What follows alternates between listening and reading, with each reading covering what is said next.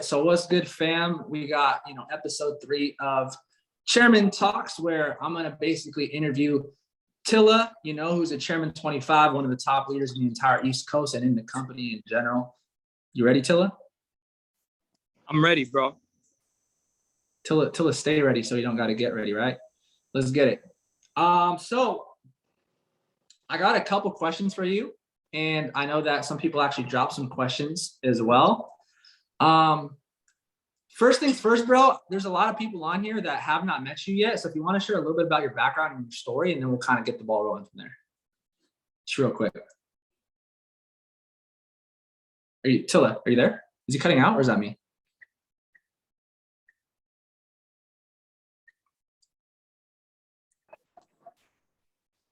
Let me text him. Can you hear me? You were frozen for a bit. Okay. Can you hear me now? Is it good? Yeah, I think you're good. Did you hear what I said? Yeah, I can hear you. Perfect. Dope. Okay, so me, basically, I'm from the Bronx, New York. I grew up in Waterbury, Connecticut. And it's crazy because, I always wanted to become wealthy. I always wanted to make more money, help more people.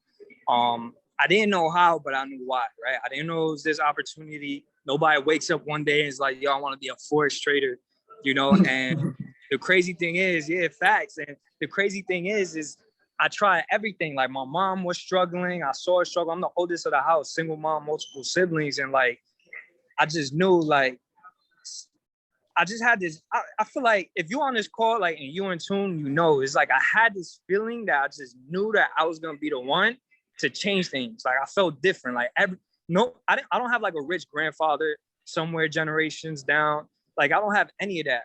And what I started to notice was just nobody's doing anything different. So what I wanted to do was change that. So it started with me. I wanted to change that for me, but for my family. My why usually tends to be the who, so it was for my mom. And I was doing everything. Yo, bro, I was going to work. I was trying to pay for school. I was trying to do I was trying to be a cameraman for ESPN. I just had to put myself in mad debt for that, but I didn't care.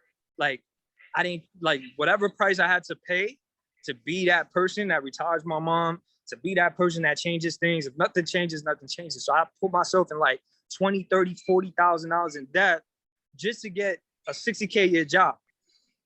And what got me into this type of opportunity was I always had my mind open. I feel like you attract what you think about.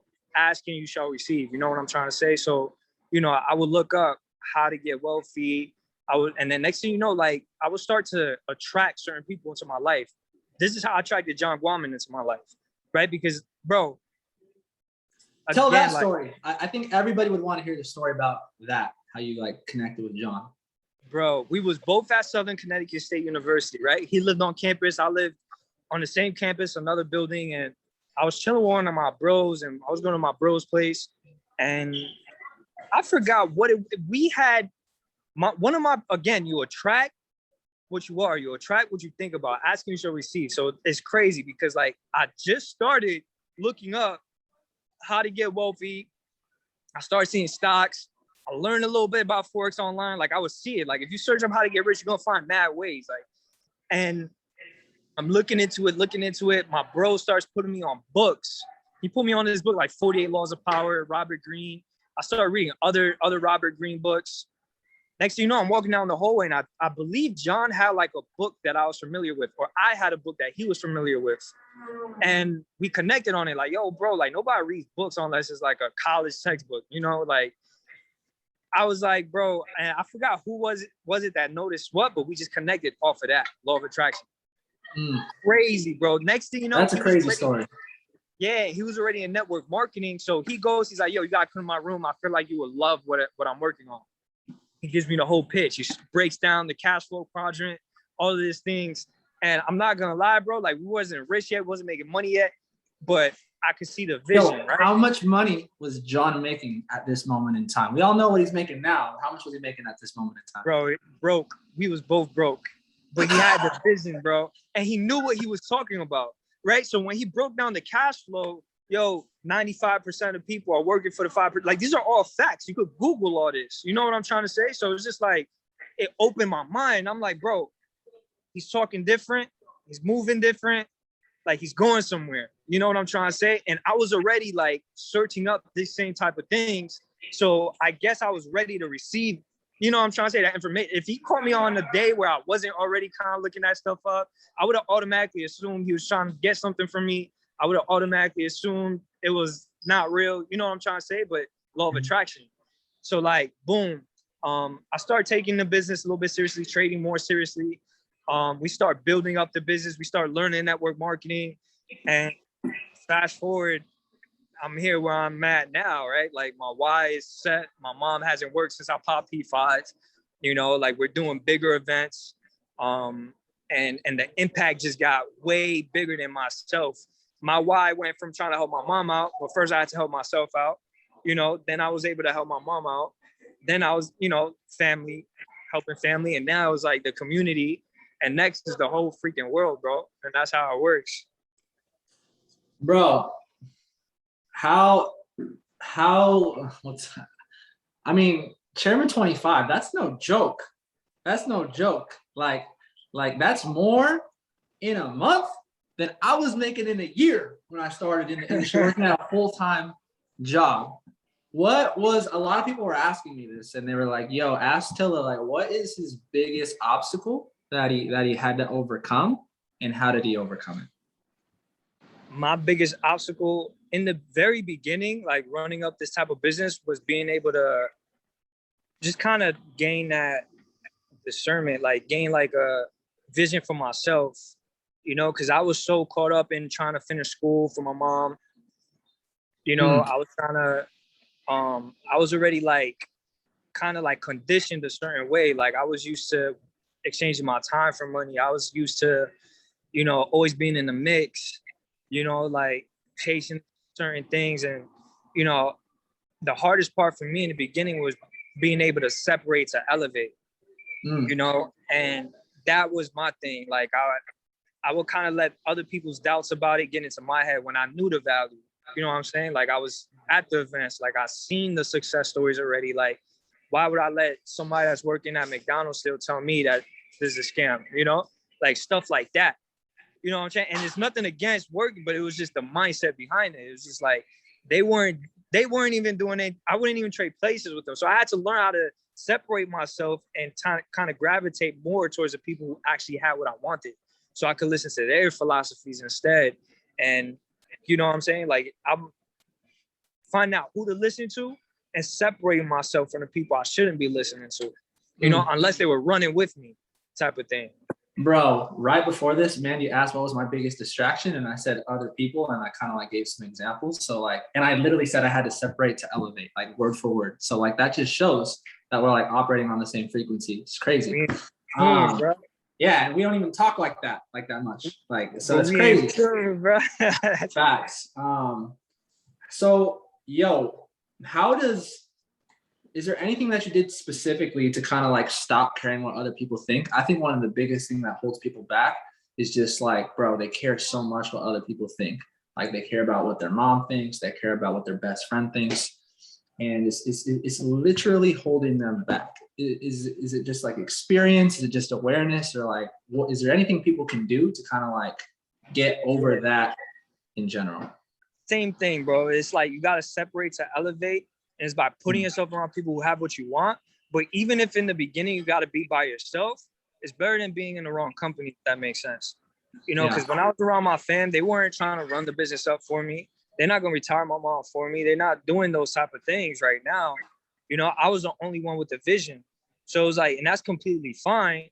But it's just like, when you're around that, you start to kind of let their doubts become your doubts, or let their life habits become your habits. And I wanted to create new habits. I literally had to recreate myself because I wasn't a boss, you know? So it's like, in order to become a boss, you got to start moving like a boss. So, you know, I had to kind of like separate myself, even if I had to be by myself, so I could start to create my own ideas of who I wanted to be or what I had to learn, you know, skill sets that I had to develop, You know what I'm trying to say? And sometimes you have to be by yourself to develop those skill sets.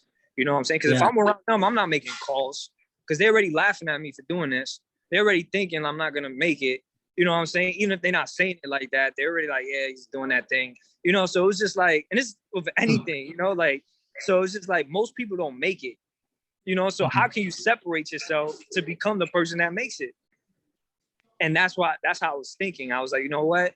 Even if I got to do it by myself, if I got to grow, season of separation, I'm going to develop this vision for myself and I'm going to go. And that's exactly what I did, bro. And it wasn't easy, but I couldn't let their opinions become my opinions.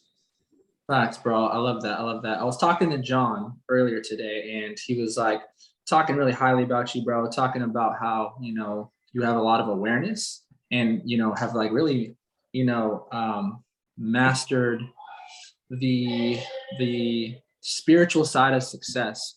What, like, personal development, bro? Like, let's just give like a top 3 things that like maybe you read or listened to really changed your life in a positive way and kind of like shifted your thinking so that other people can maybe pick some of that stuff up and do the same thing. Okay. Bet.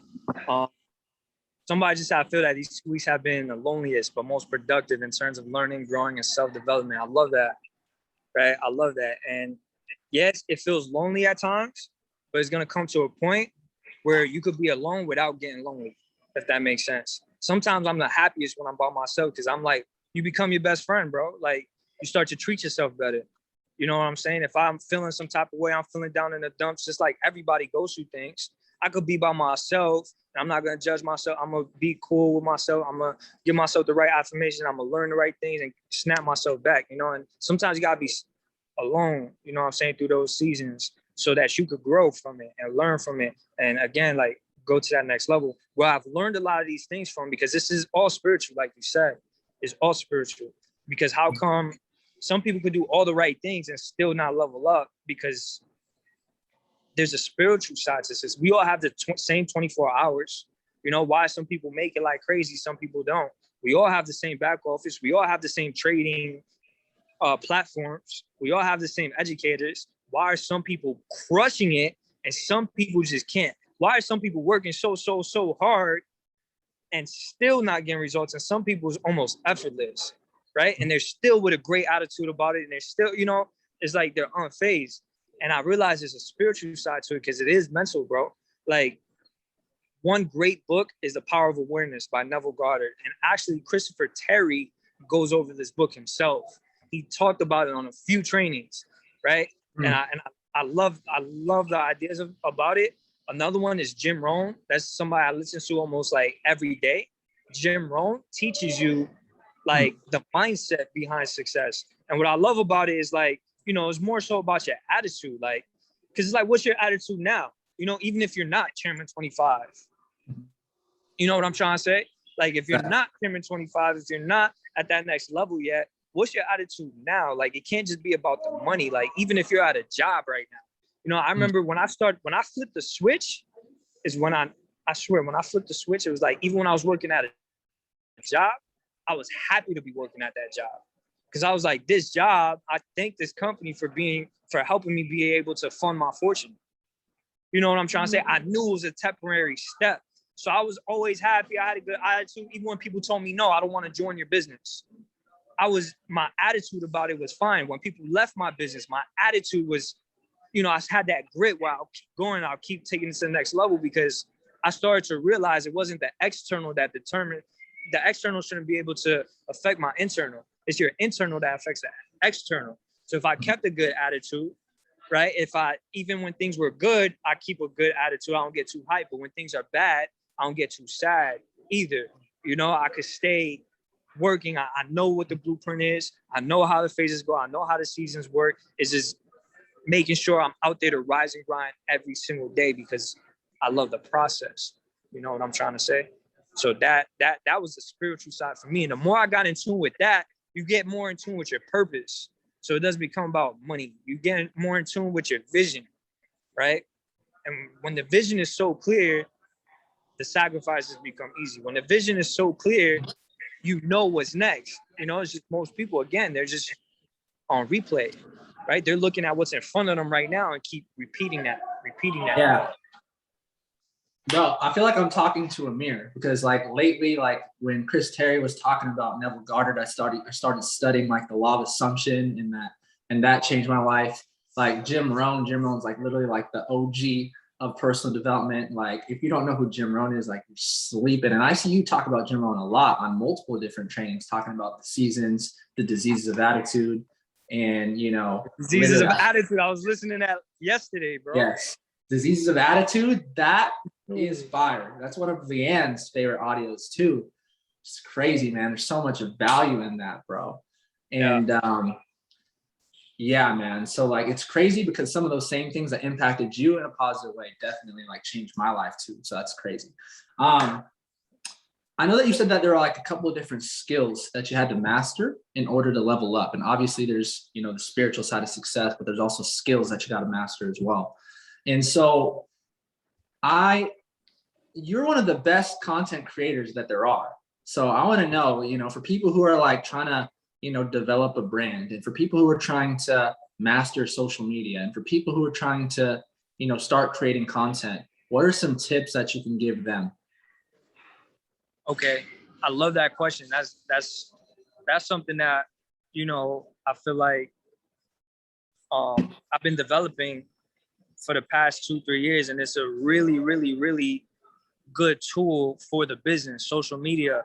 On the spiritual side, again, like you got to get that first, just so that you can know what skill sets to focus on. But even when you have, stuff like social media, like I say, one, just try to be more conscious of what you're putting out there, right? Like make sure it's more value. A lot of people are on social media and people just want to see growth, right?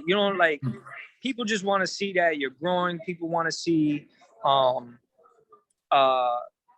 you engaging and stuff like that. So like one thing about social media is like I always put out what I'm trying to attract. So for example, you'll always attract what you are. So like one thing that I used to try to do with social media is copy paste, right?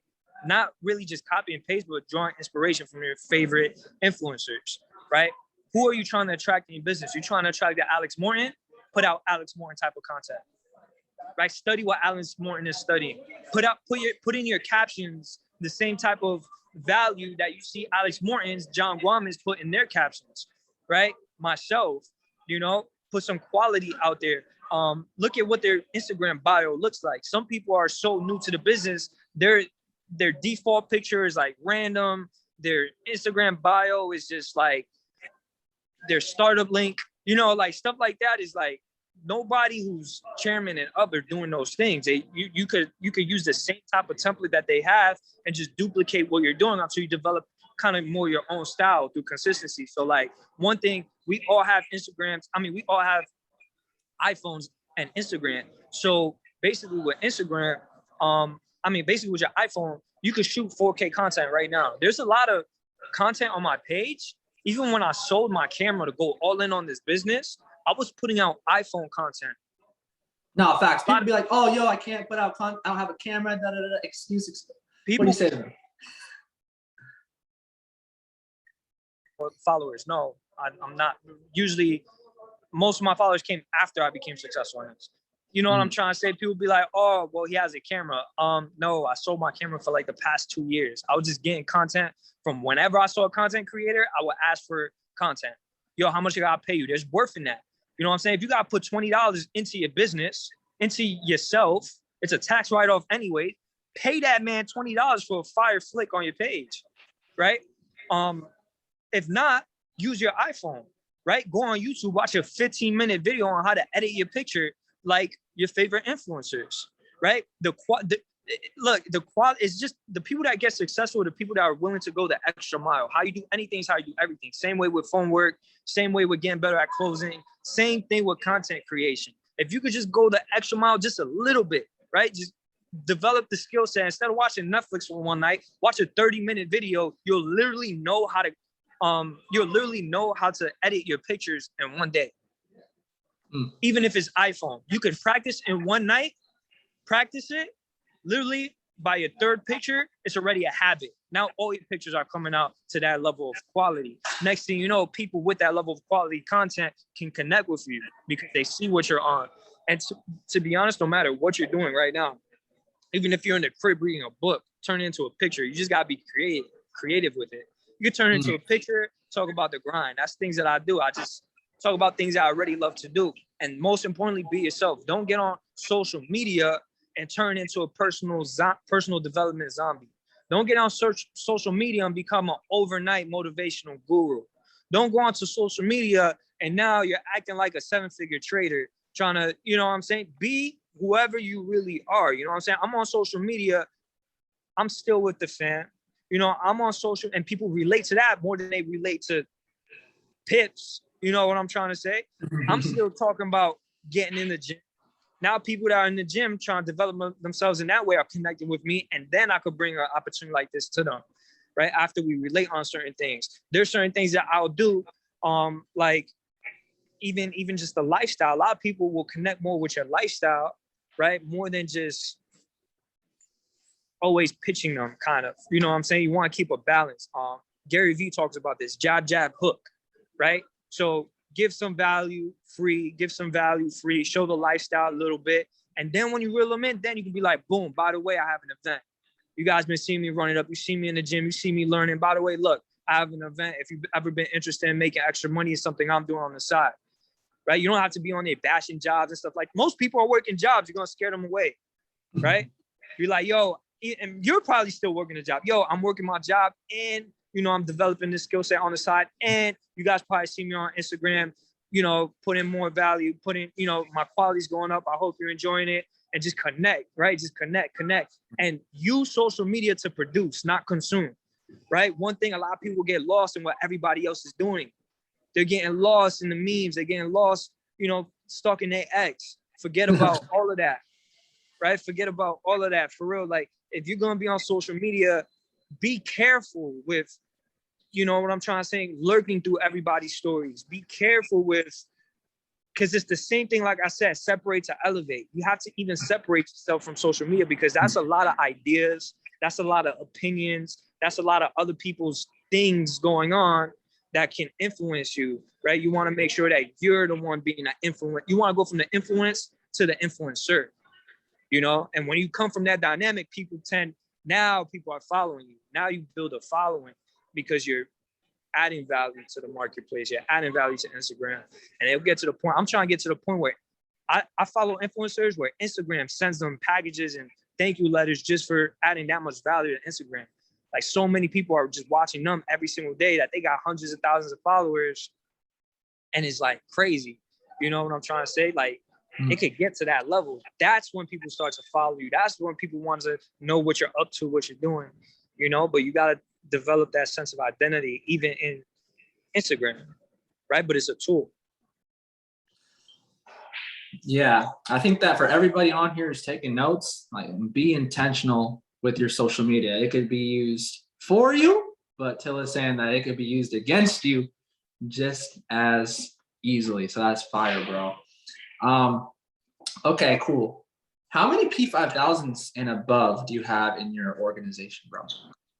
Gee, P5s, I got Shania, Quincy.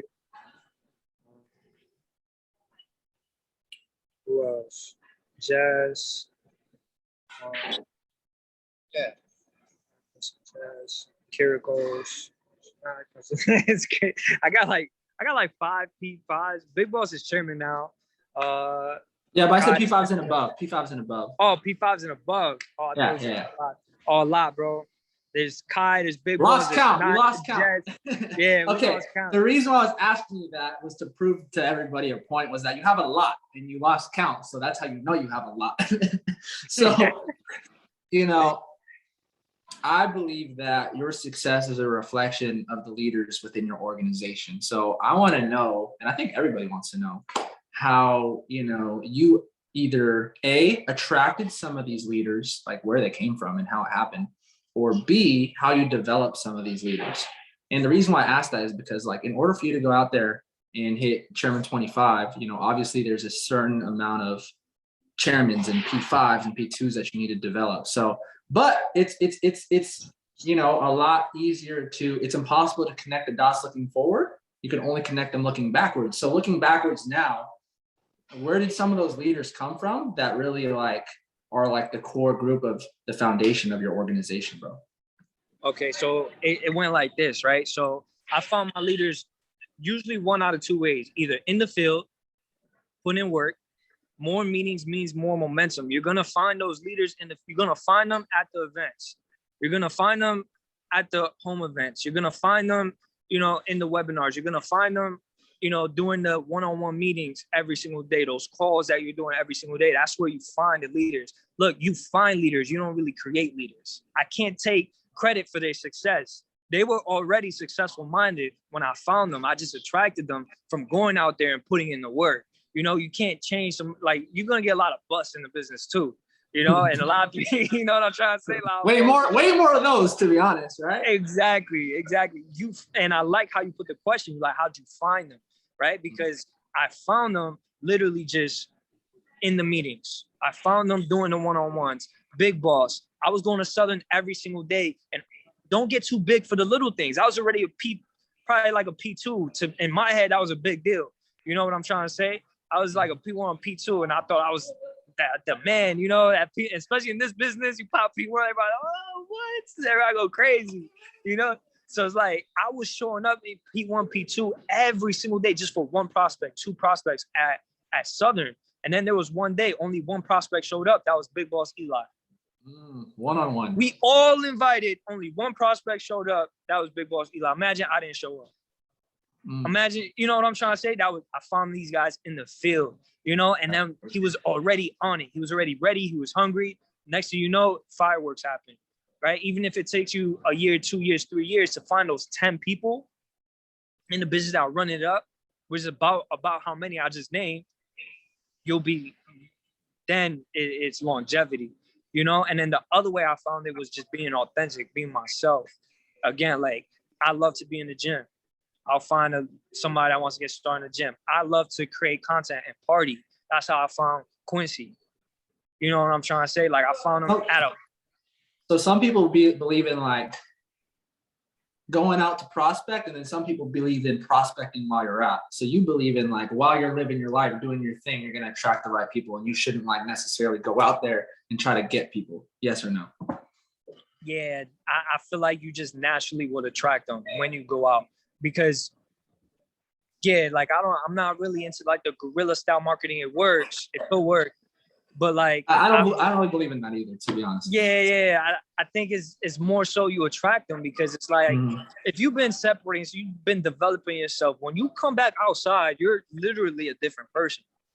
You know, like, you're literally talking different, you're walking different. You're gonna attract people that, like, for example, when I told my story about John, I attracted that conversation because I was ready for it. I was already looking up this stuff. I was already learning about, you know, trading, investing. I was already learning about psychology and like how to influence people type of thing. And then when I met him, it was already like we was both in tune. You know what I'm saying? Now, it was easy for me to join his business partner up, run it up. You know what I'm trying to say? And then It was just effortless. It was like, that was, in this business, you're not trying to convince people something. You're just trying to find the people that already believe in what you believe in. You know what I'm trying to say? So it's like, you're not really trying to go out there and persuade and convince and stuff like that. It's just when you're being yourself and you run it up, if you're a person that is a go-getter, you're a person that's like that type of conversation is easy to have with people, and they're going to run it up with you. So that's how I look at it. Facts. I agree, bro. I tell people, like, do what you love to do and go do your thing. Like, for me, I love playing soccer, and I've met a ton of people out here in Miami playing soccer. I tell people the person who makes the most friends wins. You know, go out there and do whatever it is that you're going to do. Make friends, be intentional, obviously, when you're out. But that's fire. Okay, last question for you, bro, is what's your favorite part of the business, and what's your least favorite part about the business? Right now, my favorite part about the business is the people, bro. Like, the people the connection I'm able to have every single where I go. Like, it's just that energy that you feel like everybody's on the same page. Everybody, again, like I said, when you've been doing it long enough, now it's like almost everybody finally believes in what you believe in. Now it's almost like I'm surrounded by greatness all the time, and having those experiences, talking to new people, and that used to be my worst. That used to be my worst part about it. I used to hate that part, right? And it's crazy now with the, my attitude changed about it, and now look, I'm successful with that part, because my attitude changed to like, wow, like, being able to spot those people, being able to help those people, being able to do it bigger, even in the next month. Like I'm able to do a big event with some of my leaders, with some of the East Coast team, even collaborating with so many people. Christopher Terry's coming out. This is the biggest event Waterbury's ever had. I know, like, if I was growing up and I seen something like that, it would have just boom. Like, I would have been like crazy, and right now I'm on that type of time where like it just feels good to be able to do that, so that's my favorite part. The worst part about the business right now, that's a very hard question, because right now it's like it's lit right now. The worst part about the business maybe is I don't know what's bad. Bro, everything's really good. That's good, bro. That's good. Yo, I actually thought about something that I think is a really important topic. You consider yourself naturally more introverted than extroverted? Right. In network marketing, where your business is based off of networking and marketing, what advice would you give somebody who is maybe also naturally introverted, including myself as well, that can help them elevate? Because a lot of people are like, oh, I can't do that. I'm an introvert, blah, blah, blah, blah. That's the real last question.